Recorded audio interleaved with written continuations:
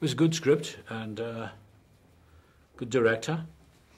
I don't know, it's very hard to give solid answers. Talking to the director when we were making it, I said I just wanted to make sure that there was a dimension to this priest that made him very human and open to all his own doubts and lack of faith in his struggles with his own inherent atheism or disbelief. Goes through the dark night of the soul, which he describes, about his loneliness and his living in hell when he loses faith totally in God. But it comes back and he's cast back into the light again from the darkness, ex umbris ad lucem. And those are the parts that I really enjoyed, is expressing the man's unease with himself, with his own doubts. And then he's challenged by the young priest who doubts totally, rejects his ideas of a diabolical presence. And I said, well, okay, I respect that, but be careful. And I like that, Mum, just be careful. This is my favorite line in the movies, is that, you know, by not believing in him won't protect you from him.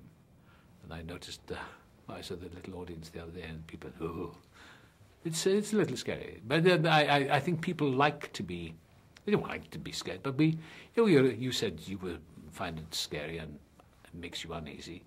I think we all like to, every human being likes to flirt with that idea of their own inner chaos and catastrophe, because the final catastrophe of his life is, it's not a catastrophe, but it's our mortality, our finite existence. So we take a little sidelong glance at it when we go to the movies to watch films like this, or Rosemary's Baby, or The Exorcist, or The Shining, or Silence of the Lambs, whatever it is, because it gives ourselves a little shock that we know we can come out in the sunlight on Westwood Boulevard and have our popcorn or whatever, or go for a coffee afterwards and have a discussion. But it's a bit of a thrill. It's like reading Edgar Allan Poe. Or reading The House of Usher, or reading anything that's dark.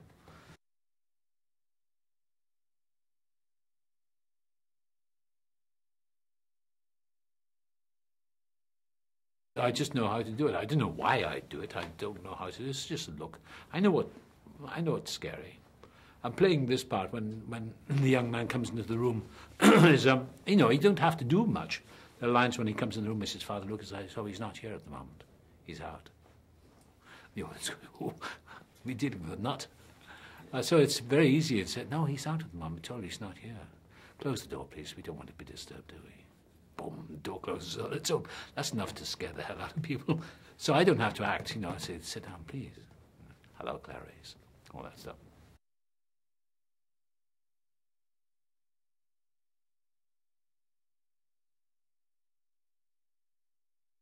And I think they put that special effects on. I was kind of surprised that they put so much on at the end. But no, I didn't have any makeup. It was just, there's some, you know, computer stuff they do after the film.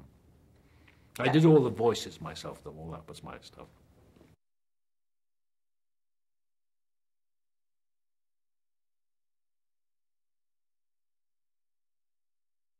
It was the most beautiful city I've been in for a long time. I look back on it with great nostalgia. We arrived on May the 22nd, I remember, Saturday night. We drove from Venice, from Rome, spent one night in Venice, and then drove across Slovenia into Budapest. About 8 o'clock at night, and it was raining, and it was beautiful. And next, that was a Saturday, and on the Sunday morning, I woke up and I walked over the bridge to Buda. Beautiful city. And just outside the hotel, I was staying at the Four Seasons. There's a street that goes up to St. Michael's, I think St. Stephen's Cathedral. What's its name? St. Stephen's, I think. This beautiful cathedral, which was not that old. It was probably 19th century. And I went into the churches where Elizabeth of Austria was crowned. Fascinating country, and fortunately, it's been preserved. I mean, the Hungarians, Brazilian tough people, they suffered under Nazism, and they survived that in the tough communist regime where they didn't have any, you know, people were very closed down. They were censored, and there was no sense of freedom there. But they muddled along, you know. And I think once the collapse of the Iron Curtain country after Gorbachev and taking down the wall of Berlin, I think people could breathe a sigh of relief. But they were still a little nervous. You know, it's very closely seared in their memories that it wasn't the best life to live. But fortunately, nothing was destroyed. The architecture of the places, Buddha, and it's interesting, over Buddha you still see the machine gun holes in the walls with the uprisings and the partisans fighting against the Germans, and really interesting.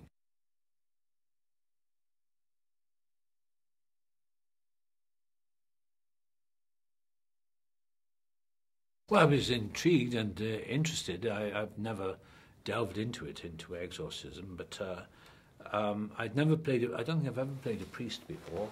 But when I was talking to Michael Kovak, I said I'd like to give him another dimension of a man who is himself going through grave doubts and crisis in his life.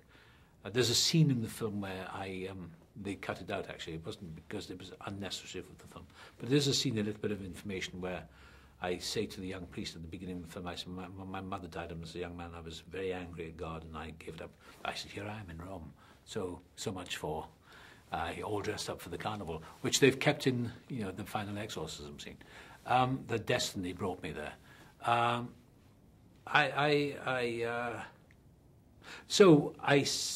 There's a scene where I say, there are times when I really don't know whether I believe in God, Santa Claus, or Tinkerbell, but I keep going, and in the darkness I feel God's fingernails scratching around inside me until I'm cast out from the darkness back into the light, ex umbris ad lucem, or something like that. I say, just to throw it away. And that's what I wanted to do, a man who would never preach at the young priest. You've got to believe. He said, well, if you don't believe, that's up to you, but I do believe, and that's my life. I don't preach anyone what I believe. I believe what I believe, and I never get in people's way. If an atheist wants to challenge me, I'll say, well, good, okay, give me your best shot. I won't argue. What's the point of arguing? All I know is that I'm glad I have an open window in my soul. I don't want to be living in a closed grey room like Jean-Paul Sartre, huis clos, no exit. Great writer that he was. But no, I'd rather live in doubt. I'd rather live with uncertainty, which we have no choice. Nothing is certain. Everything is uncertain.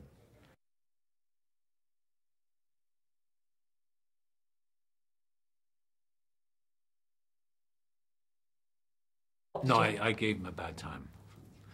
No, I'd say to him, I said, is this the way you can play the part? He said, no, it's your career. No, he's a wonderful actor.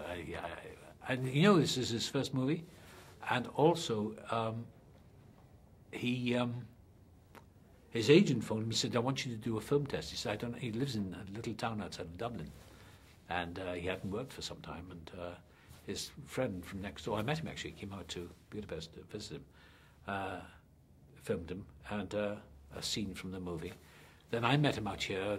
Michael Kovak said, we've got this wonderful actor. Would you like to? I said, yeah. He said, would you do a film test with him? Because they want to make sure at the studio that... I said, well, so we met at a Shutters Hotel. They had a little video camera, or DVD camera, or what do you call it, digital camera. And we did a little bit of a scene, and he seemed pretty good to me. And then Michael phoned me, the director phoned me, he said, what do you think? I said, wow, he's pretty good, isn't he? And he still didn't know whether he'd got the part or not. I think the studio, for business reasons, were thinking about getting a kind of name actor for the part, and then some wisdom prevailed, and I think Michael Kovak and